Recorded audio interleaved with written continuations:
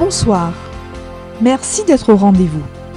Ce soir, nous allons parler d'un sujet sensible et qui fait peur, le cancer, une maladie qui touche beaucoup de femmes. Valérie Sénèque a découvert il y a 5 mois qu'elle souffrait d'un cancer du sein.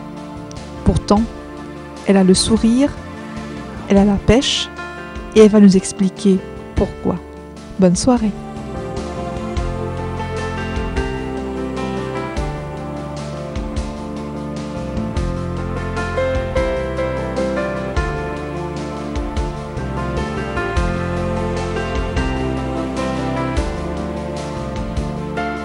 Valérie Sénèque, vous luttez actuellement contre un cancer.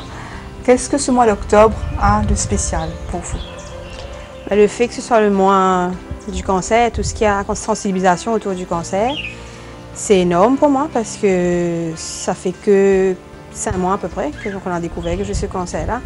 C'est aussi un mois pour moi d'espoir parce que ça encourage les gens, ça met au courant les gens à propos de cette maladie. C'est pour moi une maladie qui est encore beaucoup trop tabou. Donc le fait d'en parler de plus en plus, ça donne espoir aux gens. Parce que je crois qu'il faut continuer dans la recherche. Pour moi, ça c'est d'une grande importance. Et pour moi, on peut dire une fête. Malgré la maladie, c'est une fête. Ouais. Vous avez le sourire. Oui. Est-ce que les gens comprennent que vous souriez, même s'il y a la maladie? Pas toujours. Je crois que ça dérange certains peut-être. Mais c'est ma nature. Je ne vois pas pourquoi je vais changer. Et j'aime la vie, je bouffe la vie comme je dis, mais ça n'a pas changé. Au contraire, peut-être un peu plus maintenant, le fait de sentir la fragilité de la vie, on vit encore plus, on savoure encore plus la vie. Comment avez-vous vécu entre le moment où vous avez découvert la maladie et aujourd'hui?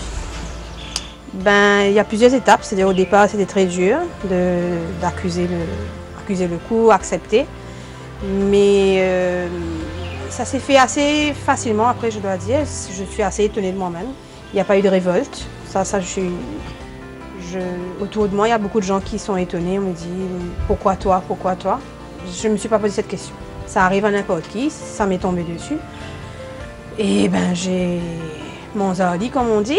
Et voilà, ça s'est fait progressivement. Il y a eu les traitements aussi, donc ça c'était très dur physiquement. Mais toujours bien entouré, donc ça s'est fait, je peux dire, softly. Je ne me vois pas, pour moi, ça n'a pas été la plus grande des catastrophes. C'est vrai que c'est une très mauvaise nouvelle, mais ça s'est fait progressivement, donc, et là, je me sens bien. Vous aviez déjà côtoyé la maladie avant? Autour de moi, oui, dans ma famille, il y a il y a plusieurs personnes qui ont été atteintes du cancer, certains malheureusement décédés, d'autres sont encore là, c'est pour ça que c'est quand même si un espoir. Et puis, de plus en plus, c'est-à-dire qu'avant la maladie, dans ma famille plutôt, je ne connaissais pas vraiment des gens en dehors. Mais depuis qu'on a diagnostiqué le cancer chez moi, c'est fou le nombre de gens qui sont atteints du cancer. Moi, ça me fait peur même la quantité de gens, de plus en plus j'ai l'impression. Quand on vous a dit cancer, quelles ont été vos premières pensées? Première pensée, la mort. Mais après, on reprend parce que je crois qu'il y a beaucoup de gens autour de moi aussi qui s'en sont sortis. Donc non, ça fait peur parce que c'est quelque chose de grave, mais pour moi, c'est aussi un moyen justement de comprendre la valeur de la vie et de se battre pour.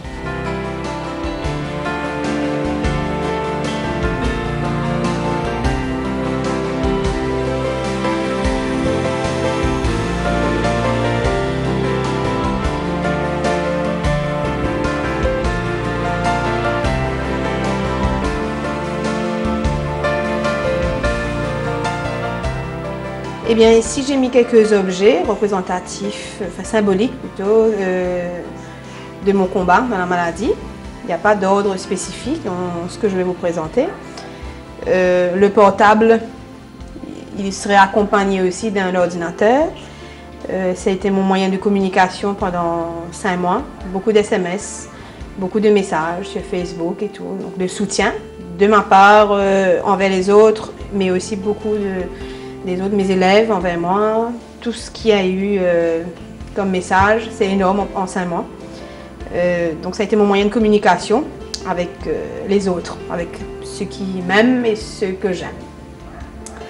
Ensuite, Cette rose, c'est pour mon chéri, qui m'a énormément soutenue, l'homme de ma vie, qui pendant tout ce combat a été à mes côtés, qui est toujours là et qui connaît la maladie bien mieux que moi et qui me soutient dans mon combat. Ensuite, ça et le fauteuil représente ma famille.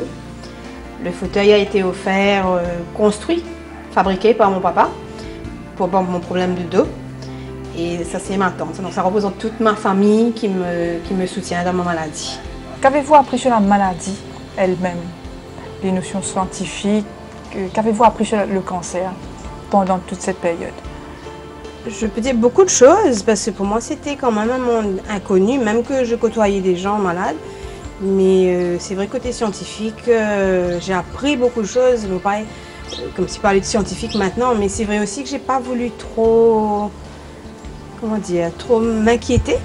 Je laissais ça pour les autres. C'était que quand il y avait des informations à comprendre un peu plus, ben, les gens, tout le monde, ma famille et tout, j'ai pas voulu trop m'inquiéter en fouillant un peu trop aussi, parce que parfois ça fait un peu peur. Donc je crois que je me protège aussi en restant un petit peu dans, pas dans l'ignorance, mais j'ai pas trop envie de fouiller à l'intérieur. Je comprends ce qui m'arrive, plus ou moins, le mot métastase, avant qu'il m'était complètement inconnu. Donc je comprends comment elle progresse, la maladie, etc. Donc, mais je ne peux pas dire que je comprends la maladie entièrement. Ça serait faux. Ben justement, comment est-ce que vous avez découvert la maladie? En fait, je souffrais du dos. Ça paraît incroyable, mais je souffrais du dos depuis janvier. Et on a cru que c'était un disque déplacé ou usé. Et de plus en plus, la douleur devenait de plus en plus tenace. Arrivé à avril, là, j'en pouvais vraiment plus. Je suis entrée aux urgences en clinique. Quand on a fait une radio du dos, c'est là que le docteur a vu des taches. Donc au départ, il n'a pas parlé du mot cancer. Et c'est en fouillant après, avec 1001 tests qu'il y a eu après, qu'on a découvert en fait que j'avais un cancer du sein, mais qui s'est propagé aux os. C'était une toute petite tumeur qu'on ne pouvait même pas sentir, on n'aurait pas senti à travers un test normal de palper le sein, etc. Mais très agressif, donc qui a attaqué pas mal d'os. Je l'ai senti au dos, mais il y a pas mal d'os qui ont été attaqués.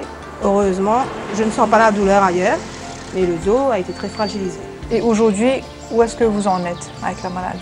C'est que j'ai fini la radiothérapie, j'ai fini la chimiothérapie. C'était le plus dur. Franchement, ces deux étapes-là ont été très dures physiquement à supporter. Là, je suis un petit peu à l'étape des bilans. J'ai pas mal de scans, de tests à faire. Mais je suis aussi sous hormonothérapie. Ça, c'est pour au moins 5 ans de ma vie. J'ai un cachet à prendre tous les mois. Parce que le cancer réagit aux hormones, donc il faut bloquer tout ça. Et donc voilà, plus ou moins. Physiquement, ça va, je reprends tout doucement. Mais le plus dur pour moi, à ce stade, est passé. D'accord. Peut-être les gens ne connaissent pas vraiment la réalité de la maladie ou des traitements. Moi, personnellement, je sais que je vois toujours dans les films, on parle de gens qui vomissent quand on fait la chimio, etc. Est-ce que c'est vrai? Quelle est cette réalité de ce traitement? Je pense que chaque personne peut-être est différente parce que moi aussi j'ai entendu ça, mais j'ai pas, je dois dire que j'étais bénie. Vraiment, j'ai pas souffert de tout ça. La radiothérapie, c'est vrai qu'au retour à la maison, chaque fois j'ai eu 10 séances de radio, 10 jours de suite, tous les jours j'ai vomi en rentrant. Ça c'était très dur, je déteste vomir, c'est pas agréable et ça a été dur. Mais la chimio, bon c'est vrai que j'avais je suppose de bons médicaments aussi. Non, c'était très dur, on peut avoir des nausées mais j'ai pas vomi.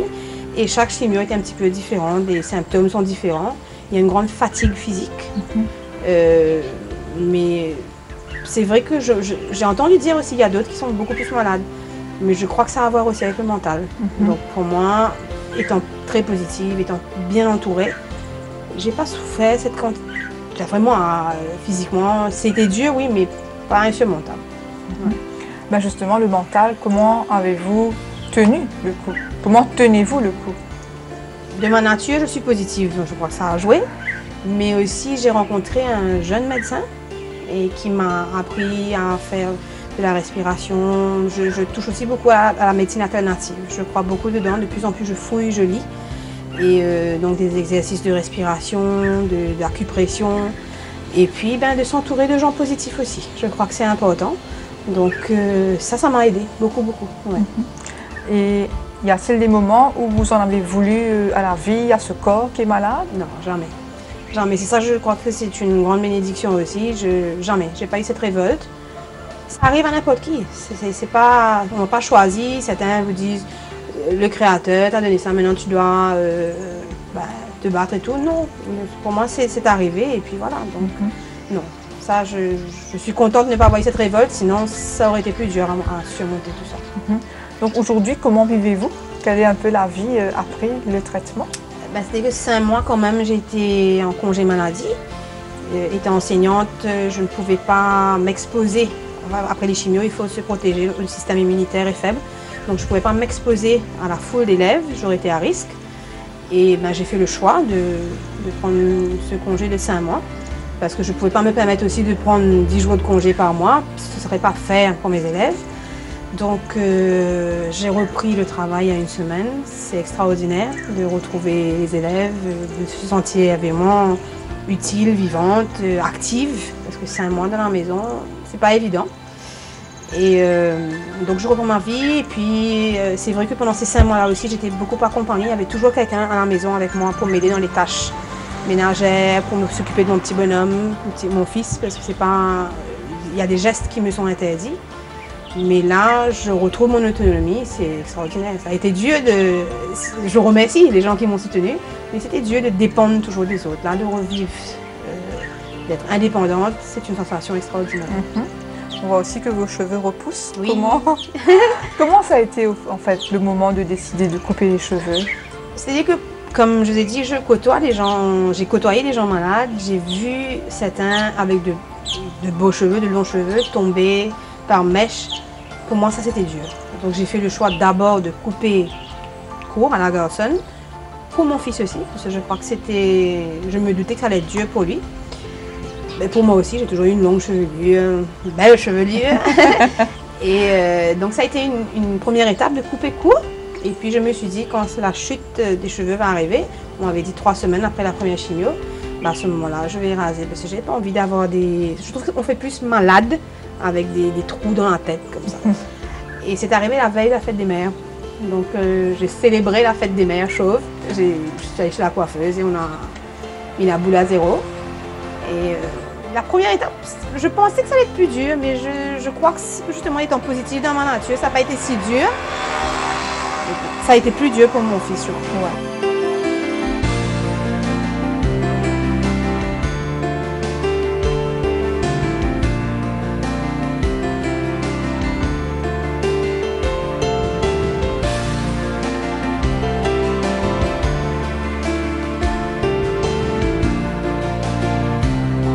Donc là, il y a le ballon et ce petit mot, « Maman, je t'aime », qui représente mon fils, Cédric, qui compte le plus pour moi. Donc, et qui peut-être est ma plus grande arme contre cette maladie. Donc, c'est quelqu'un qui est vraiment important dans ma vie et qui m'a beaucoup aidé dans la maladie. Et puis, il y a cette tasse et ce t-shirt qui représentent mes élèves. Donc elles se reconnaîtront, c'était une famille extraordinaire. Le SCC, le collège pour lequel je travaille et qui m'a été d'un grand soutien dans cette maladie. Donc que ce soit élèves, staff, la direction, donc une grande famille à mes côtés. Et puis il y a ici, c'est un peu plus médical on dira, ça c'était le côté le plus affectif, affectueux. La lecture, donc ça c'est un livre que je viens de découvrir de David Servan-Schreiber qui m'a été prêté par une amie extraordinaire qui me donne un nouveau boost dans la maladie. Les médicaments bien moins agréables mais tellement importants dans la maladie, cet aspect important pour arriver à la guérison. Et puis la médecine alternative en laquelle je crois beaucoup. Donc ça j'ai découvert à part comme je disais tout à l'heure, respiration et tout, et bien, on va beaucoup plus vers l'homéopathie naturelle. Ça, c'est une concoction de jus de feuilles de papaye. Et en dernier, le foulard, l'écharpe, qui m'a accompagnée aussi depuis la chute des cheveux et que je prends plaisir à enlever de plus en plus depuis que les cheveux repoussent. Et pour moi, c'est un signe d'espoir aussi, hein, que les cheveux repoussent. Mais il y a eu le côté coquetterie qu'il fallait porter, mais c'était plus par rapport au regard des autres. Ça choquait qu'on n'avait pas de cheveux. Et donc, je porte de moins en moins et puis ça me fait plaisir. Ça a été offert aussi par des amis. Donc tout ça représente un petit peu mon combat dans la maladie. Donc justement, comment est-ce que Cédric a vécu cette maladie? Comment est-ce qu'il la vit aussi aujourd'hui? Ma première pensée, c'est pour lui que je trouvais le plus dur. Expliquer à un enfant, avec la fragilité de la vie aussi derrière, on ne sait pas ce qui va nous arriver, à quel point la maladie est grave ou pas. Mais je dois dire que je suis fière de mon petit bonhomme, du haut de ses 6 ans. Et il a été bien encadré aussi. Je l'ai fait voir une psychologue à l'école. J'ai fait commander des livres pour expliquer aux enfants, qui m'a été offert justement par une ancienne élève aussi que je remercie. Et aujourd'hui, il peut expliquer c'est quoi une chimio, c'est quoi une radio dans ses mots d'enfant. Mais il y a eu des moments durs pour lui aussi, les pleurs quand j'allais aux soins, à l'hôpital, en clinique, l'absence, la chute de cheveux, ça a été très dur pour lui. Mais aujourd'hui, pour moi, c'est pas un enfant traumatisé. Il y a certainement un traumatisme quelque part à 6 ans, d'apprendre la maladie de sa maman comme ça. Mais il s'en sort, enfin, je veux dire, pour moi, je le vois comme un enfant, comme les autres. À l'école, ça va, au niveau scolaire, ça va. Donc pour moi, ce serait un signe aussi si ça n'allait pas au niveau scolaire. Et on s'est rapprochés davantage, donc ça c'est aussi un bon signe. Ça allait être ma prochaine question. Ouais. Est-ce que la maladie vous a rapprochés? Ça nous a beaucoup rapprochés parce qu'il m'aide aussi maintenant dans la maison. Il a compris que certaines choses je ne peux plus faire. Par exemple, dans le réfrigérateur, je n'ai pas le droit de me pencher au bain, tirer son bol de céréales du buffet. Il le fait, du placard, il le fait. Donc les petits câlins, il comprend maintenant quand je vais faire un soin, il m'encourage ou quoi. Donc ça ouais. Vous l'avez vu grandir? Oui. J'espère pas trop vite, parce que parfois c'est ce qu'on a peur, justement, qu'il y ait une petite part de l'enfance qu'on brûle comme ça. Mais non, pour moi c'est un gamin comme les autres, mais qui a grandi, oui. Ouais. Vous avez été aussi bien entouré par non seulement la famille, mais aussi toute la grande famille de vos élèves. Oui, ma famille, d'abord mes parents, mes frères et sœurs, énormément, qui sont toujours là. Et mes élèves, oui, ça c'était une grande bénédiction, le collège Aurèle de Cuepipe. Élèves et staff, je dois dire. Mais c'est un amour, une affection qu'on m'a apporté, qui m'a vraiment porté dans la maladie, comme je dis, plus bénéfique qu'un médicament. C'est extraordinaire de se sentir aimé, choyé comme ça. Et quand on attend votre retour, ça fait du bien. Ouais. Quels ont été les premiers mots de vos élèves là, à votre tour? Madame Et puis ben voilà, comment ça va, etc. Ce madame qu'on entend là dans les couloirs de l'école, ça fait un bien fou. Ouais. Qu'est-ce que vous avez appris sur vous pendant la maladie? Qu'est-ce que j'ai appris sur moi? Question. Peut-être, justement que je suis peut-être plus forte que je ne pensais. Parce que souvent on me dit que je suis susceptible, que je pleure pour un oui, pour un non. Mais je ne m'attendais pas à avoir une maladie comme ça. Et j'aurais cru peut-être que ça aurait été le grand drame auparavant si j'y avais pensé, que je me serais laissée aller et tout. Et ben non, j'ai tenu, probablement à cause de mon fils, beaucoup. Mais et puis, oui, je pense. Vous avez pleuré? Oui, j'ai pleuré au moment avec mon papa. Avec mon papa et ma maman à la clinique quand il a fallu... il fallait annoncer la maladie, c'est-à-dire que quand on m'a annoncé la maladie, j'étais seule. C'était pas évident à prendre. Et là, j'ai pas pleuré parce que je voulais que le médecin me dise tout. Je me dis, si je craque, il me dira pas tout et je veux avoir les informations. Mais c'est au moment de voir les parents et puis de voir tes parents angoissés pour leur fille. Ça a été un moment bien fort avec mes parents. Et puis, il y a eu 2 ou 3 fois, mais je dois... J'ai pas passé 5 mois à pleurer dans les 5 mois, 3-4 fois, où il y a eu des petites angoisses, des incertitudes dans le futur et tout. Ouais. Quand le médecin vous l'a annoncé, comment est-ce que ça s'est passé? Ça devait se faire en présence de mes parents, parce qu'ils m'avaient donné déjà des indices. Les médecins me disaient, on a vu certaines choses, etc. Et puis, on peut faire les parents venir à n'importe quel moment, alors que c'était un médecin qui n'était pas facilement joignable. je me suis dit, c'est quelque chose de grave qu'il y a. Et puis, ben, ils me l'ont annoncé. Il y a eu plusieurs étapes, parce qu'en fait, on m'a d'abord dit, on pense que c'est un cancer. Et puis, il y a eu l'étape de faire la biopsie. Mais ça, j'étais seule, j'étais dans une chaise roulante, après une séance de physio, où le médecin s'est assis, tranquille, là, et qui m'a expliqué la chose. Donc, c'était pas évident à prendre. Ouais. Ouais. Est-ce que vous avez aussi, on sait que vous êtes une personne passionnée et engagée, est-ce que vous avez le temps aussi d'aller vers les autres femmes qui sont malades, vers les autres malades du cancer? Est-ce que vous allez vers les associations? C'est un peu ma mission, je dois dire maintenant. C'est comme un appel que j'ai eu pendant la maladie. C'est vrai que j'étais très engagée déjà socialement, mais là c'est un plus. C'est-à-dire que pendant la maladie, j'ai vu autour de moi des gens, pas seulement des femmes, mais des gens malades qui lâchaient moralement. Et c'était la chute. Donc pour moi, je me dis que ça doit jouer énormément d'être positif, d'espérer, de croire en sa guérison, de faire aussi des choses qui vont dans ce sens, de se battre contre cette maladie. Donc c'est un petit peu ma mission là, c'est d'aller justement encourager les gens et en parler. Ça m'est arrivé déjà de rencontrer plusieurs personnes, même au téléphone. Parfois on m'a donné un numéro de quelqu'un qui n'allait pas bien ou dont la fille allait partir à l'étranger, etc. Et ça me fait du bien de pouvoir apporter du bien aux autres. Ouais. Est-ce que vous comprenez le tabou associé au cancer? J'ai du mal, mais je pense que c'est peut-être dans l'ancienne génération. J'ai essayé de comprendre, j'ai posé des questions autour de moi pour voir pourquoi on ne prononce même pas le mot cancer chez certains. On parle de cette chose-là, cette maladie-là. On a peur de dire le mot cancer. La seule réponse qu'on m'a donnée, on m'a dit que auparavant, peut-être dans certaines croyances, on se dit si on prononçait le mot, qu'on aurait eu cette maladie-là, nous aussi. Mais aujourd'hui, je pense que c'est dépassé, qu'il faut aller plus loin, pousser, au contraire, de prononcer le mot cancer et d'en parler le plus possible.